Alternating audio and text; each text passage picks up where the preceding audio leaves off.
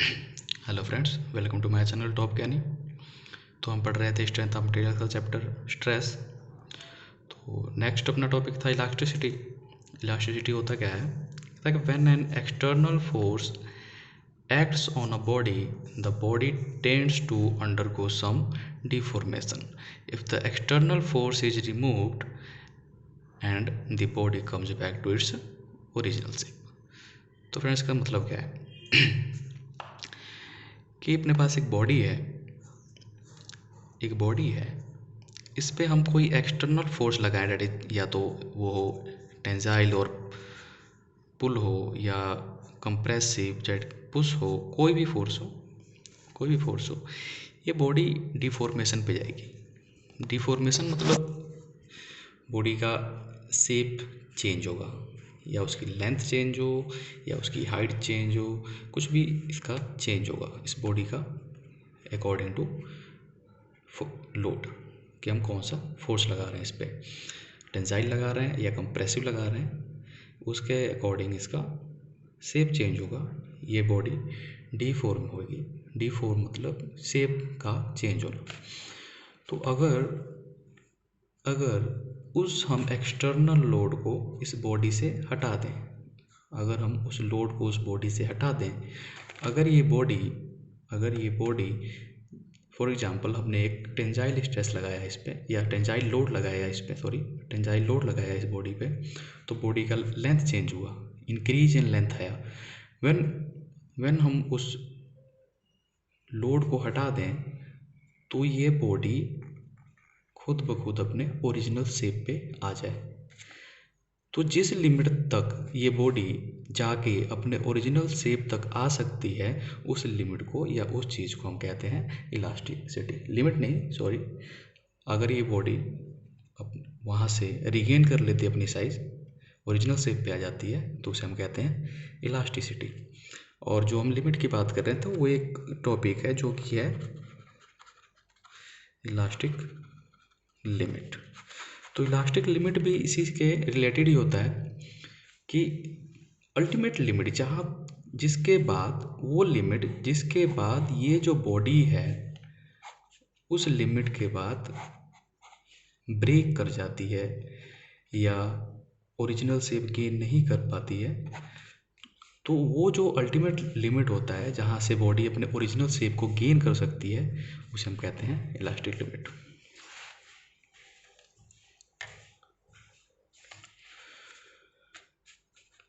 तो ये था इलास्टिसिटी और ये है इलास्टिक लिमिट। ये डिफरेंस में से इलास्टिसिटी होती है अपने ओरिजिनल शेप को गेन कर लेना जब हम एक्सटर्नल लोड को हटा दें, और इलास्टिक लिमिट होता है वो अपर लिमिट जिसके बाद से बॉडी ब्रेक हो जाए या ओरिजिनल शेप को गेन ना कर पाए, तो वो जो लिमिट है वो इसका एंड लिमिट होता है, अल्टीमेट इलास्टिसिटी लिमिट उसे हम बोलते हैं। फर्दर इस पे हम अपना जो नेक्स्ट टॉपिक है वो है that is Hooke's law. Hooke's law क्या कहता है? कहता है कि Hooke's law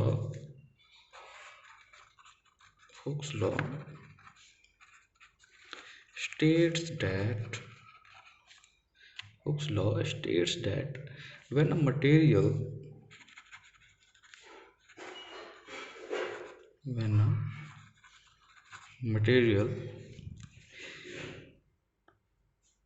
is loaded within elastic limit तक हम किसी को लोड करेंगे, क्योंकि इलास्टिक लिमिट के बाद वो अपने ओरिजिनल शेप पे नहीं आ सकता या वो ब्रेक कर सकता है, इसलिए with in elastic limit the stress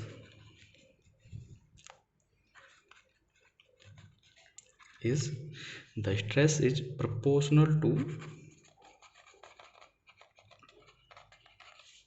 proportional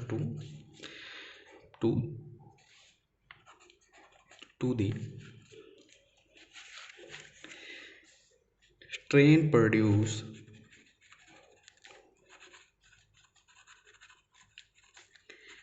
by the stress.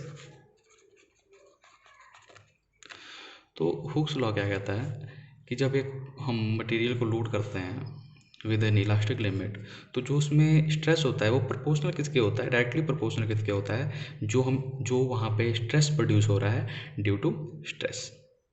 तो हुक्स लॉ ये कहता है। और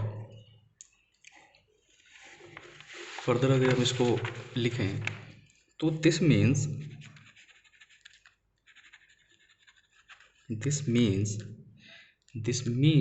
द रेशो ऑफ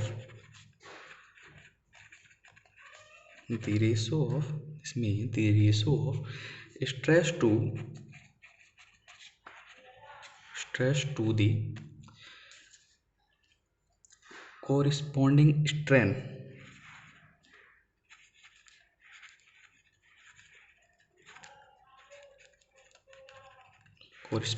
strain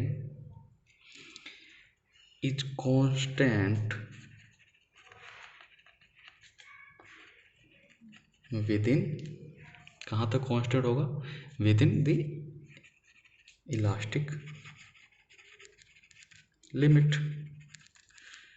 वो कांस्टेंट क्यों होगा, क्योंकि वो जो स्ट्रेन प्रोड्यूस हुआ है वो ड्यू टू स्ट्रेस हुआ है, इसी स्ट्रेस के कारण वो स्ट्रेन प्रोड्यूस हुआ है। तो इनके जो इसका जो रेशो होगा वो कांस्टेंट होगा, जितना स्ट्रेस प्रोड्यूस होगा उतना स्ट्रेन प्रोड्यूस करेगा वो stress.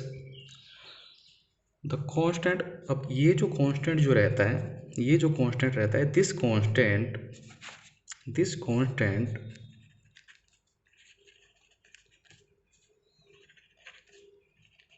is known as modulus of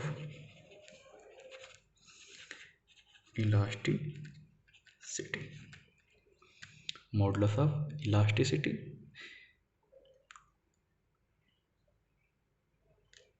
और modulus of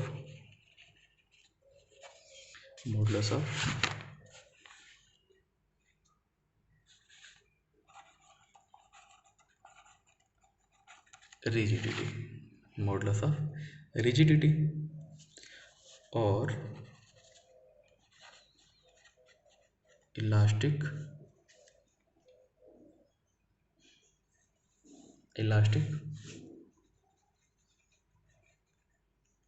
मॉडलिंग।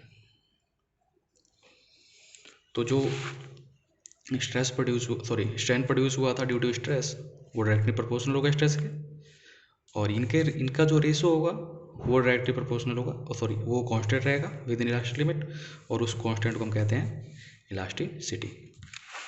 तो अपना अगला टॉपिक अगर हम बात करें कि इलास्टिसिटी या मॉडुलस ऑफ इलास्टिसिटी क्या होता है, नेक्स्ट जो अपना टॉपिक है वो है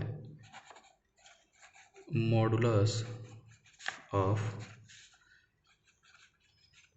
इलास्टिसिटी क्या होता है। इसको हम कह देते हैं Young's modulus, modulus of elasticity और यंग्स मॉडुलस। तो हमने पहले ही पढ़ा इसके बारे में, इसका भी डेफिनेशन सेम वैसा ही है कि the ratio of tensile stress, यहाँ पे हम टेंसाइल स्ट्रेस ले लेंगे, आप कंप्रेसिव भी ले सकते हो पर टेंसाइल स्ट्रेस की बात कर रहे हैं। टेंसाइल स्ट्रेस और कंप्रेसिव कोई भी ले सकते हैं, और कंप्रेसिव स्ट्रेस दोनों में से कोई ले लेंगे, उसमें कोई चक्कर नहीं है, क्योंकि या तो पुश होगा या पुल होगा, लोड के अकॉर्डिंग वो स्ट्रेस लगेगा। To the corresponding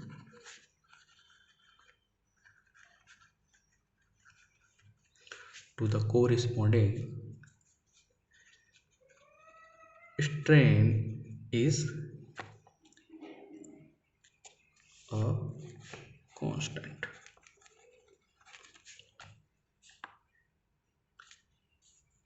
stress upon जो स्ट्रेन होगा वो कांस्टेंट होगा, जो कि हमने पहले भी पढ़ के आए हैं। दिस रेशो, जो ये रेशो होगा, तो this ratio is known as Young's modulus. This ratio is known as Young's modulus. तो यंग्स मॉडुलस का हम फार्मूला क्या बना सकते हैं? डेफिनेशन के अकॉर्डिंग फार्मूला भी बन जाएगा अपने पास, बहुत ईजी है कि जो अपना टेंजाइल और कंप्रेसिव या टेंजाइल हो या कंप्रेसिव हो स्ट्रेस अपॉन हो उसके कोरिस्पॉन्डिंग स्ट्रेन। कोरिस्पॉन्डिंग स्ट्रेन का मतलब या तो टेंजाइल स्ट्रेन हो या कंप्रेसिव स्ट्रेन हो। अगर टेंजाइल स्ट्रेस लग रहा है तो वो टेंजाइल की स्ट्रेन प्रोड्यूस करेगा, कंप्रेसिव स्ट्रेस लग रहा है तो वो कंप्रेसिव स्ट्रेन प्रोड्यूस करेगा। वो किसके बराबर होता है? डेट इज बराबर होता है एक कांस्टेंट के। तो कांस्टेंट को हम डिनोट करते हैं ई से। कांस्टेंट मतलब यंग्स मॉडुलस। यंग मॉडुलस का जो जिसे हम डिनोट करते हैं वो डिनोट करते हैं हम ई से, यंग्स मॉडुलस को। तो E is equal to stress जो अपना होता है, स्ट्रेस का अपने को पहले हम पढ़ चुके हैं, सिग्मा से डिनोट करते हैं स्ट्रेस को, सिग्मा अपॉन स्ट्रेन को हम ई से डिनोट करते हैं, दैट इज स्मॉल ई। तो यंग मॉडुलस का जो फॉर्मूला बना अपने पास, that is sigma upon E is equal to E, sorry is equal to नहीं, that is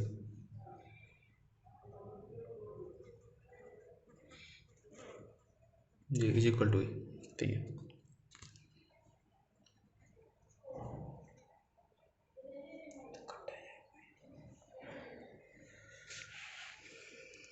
is equal to ई, सही है। अब अपना अगला टॉपिक क्या था?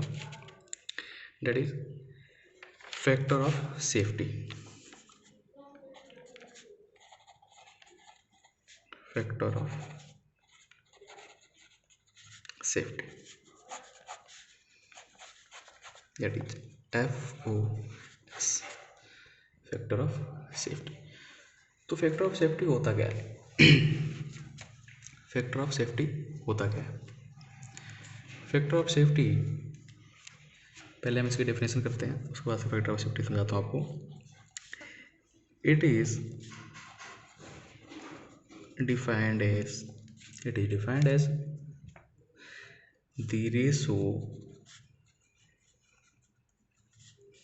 the ratio of ultimate tensile stress to the working कह लें और परमिजिबल कह लें और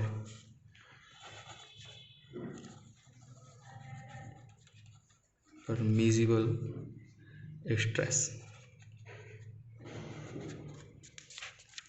तो फैक्टर ऑफ सेफ्टी होता क्या है? फॉर एग्जांपल,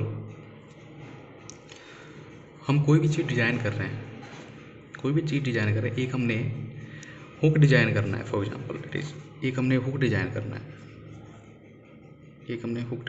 है, लाइक दिस। तो हमने एक हुक डिज़ाइन किया। फॉर एग्जांपल ये हुक अपने पास 100 किलो न्यूटन तक का लोड उठा सकता है। तो अगर हमें लोड 100 किलो न्यूटन को उठाना है तो हम अपने माइंड में एक फैक्टर ऑफ सेफ्टी लेके चलेंगे। तो हम इसे डिज़ाइन करेंगे 130 किलो न्यूटन तक, कि ये 130 किलो न्यूटन तक लोड उठा सके। सो डैट अगर ये 100 किलो न्यूटन का लोड उठा रहा है तो ये 100 किलो न्यूटन पे जाके ब्रेक कर सकता है। ये 100 किलो न्यूटन पे जाके ब्रेक कर सकता है। तो ब्रेक कर सकता है इसलिए हम जो 30 किलो न्यूटन है वो हम लेके चलते हैं हमेशा उस चीज़ को, कि वो एक्स्ट्रा हम उसको डिज़ाइन करते हैं सो डैट वो ब्रेक ना करे और हमारे पास सेफ्टी बनी रहे उस चीज़ की। तो ये डिफाइन क्या करता है कि it is defined as the ratio of ultimate tensile stress. जो अपना अल्टीमेट टेंजाइल स्ट्रेस है, जितना हमारा अल्टीमेट जा रहा है, जहाँ पे जाके वहाँ से जाके बॉडी ब्रेक करना स्टार्ट हो जाती है टू द वर्किंग और परमिसिबल स्ट्रेस। तो इसका हमारा फॉर्मूला क्या बनेगा, जो FOS बनेगा वो बनेगा ultimate stress to permissible stress. एक चीज़ माइंड में रखें, ultimate stress always greater than permissible stress. तो फैक्टर ऑफ सेफ्टी जो होगा अपने पास, कभी भी डिजाइन करें या कभी भी कोई माइंड में रखें, वो 1 से ग्रेटर आएगा, ग्रेटर देन 1 होगा, ग्रेटर देन 1 होगा। और हम फैक्टर ऑफ सेफ्टी क्यों कंसीडर करते हैं, ताकि हमारे पास एक्सीडेंट के चांसेस कम हो जाए। अगर हम 100 किलो न्यूटन का अगर हमें सामान उठाना है तो हम उसको मार्जिन देंगे सो डैट कि वो वहाँ पे जाके ब्रेक ना करे। तो अगर इसकी हम डेफिनेशन की बात करें तो है अल्टीमेट स्ट्रेस अपन परमिसिबल स्ट्रेस। और फैक्टर ऑफ सेफ्टी मैकेनिकल वालों के लिए बाद में बहुत काम आता है डिजाइनिंग के समय, इसलिए मैं ये एग्जांपल उनको दिया कि जब वो डिजाइनिंग करेंगे तो ये उनको ये बात वहाँ पे काम आएगी। डिजाइनिंग के समय उनको अलग अलग चैप्टर्स आते हैं, अलग अलग सब्जेक्ट्स हैं उनके, जिसमें वो ये काम आएगा कि फैक्टर ऑफ सेफ्टी कहाँ पे वो अप्लाई कर सकते हैं। तो फैक्टर ऑफ सेफ्टी, इसलिए ये एग्जांपल दिया मैं उनको। और रही बात स्ट्रेंथ ऑफ मटेरियल्स की, तो वहाँ पे हमें बस डेफिनेशन तक ही मतलब होता है। तो वो होता है ultimate tensile stress to the working permissible stress. जो अल्टीमेट स्ट्रेस होगा मतलब अधिकतम स्ट्रेस जो होता है, सबसे ज़्यादा वाला स्ट्रेस, उसके बाद से बॉडी ब्रेक कर जाती है, वहाँ से लेके परमिसिबल जो जिसकी विदिन जिसमें हम वर्क कर रहे हैं। तो आई होप आप सबको ये समझ आया होगा। और इसके रिगार्डिंग आपको नोट्स मिल जाएंगे हमारे ब्लॉग चैनल पे जो है ज्ञानी.com। तो मिलते हैं आपसे नए वीडियो में और इसके फर्दर टॉपिक डिस्कस करते हैं। Thank you.